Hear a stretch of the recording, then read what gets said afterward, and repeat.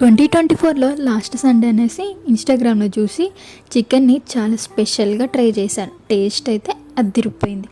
మీరు కూడా ఒకసారి ఇలా ట్రై చేసి చూడండి. ఫస్ట్ చికెన్ని నీట్గా వాష్ చేసుకొని ఉప్పు, కారం, పసుపు, అల్లం, మసాలా అన్నీ, పెరుగు, ఫ్రైడ్ ఆనియన్స్ అన్నీ మంచిగా కలుపుకొని మ్యారినేట్ చేసి ఒక 1 అవర్ అయినా ఫ్రిడ్జ్లో పెట్టుకోవాలి. మనం ఇప్పుడు ఒక స్పెషల్ చికెన్ మసాలాని ప్రిపేర్ చేసుకుందాం. ఇందులో నేను చూపించినటువంటి మసాలా దినుసులని వేయించుకొని మిక్సీ పట్టుకోవాలి. ఫస్ట్ ఈ మసాలాను మిక్సీ పట్టుకున్న తర్వాతకి వెల్లుల్లి, ఫ్రైడ్ ఆనియన్స్, 2 మీడియం సైజ్ టమాటాలను కూడా కలిపి మంచిగా మెత్తగా మిక్సీ పట్టుకోవాలి.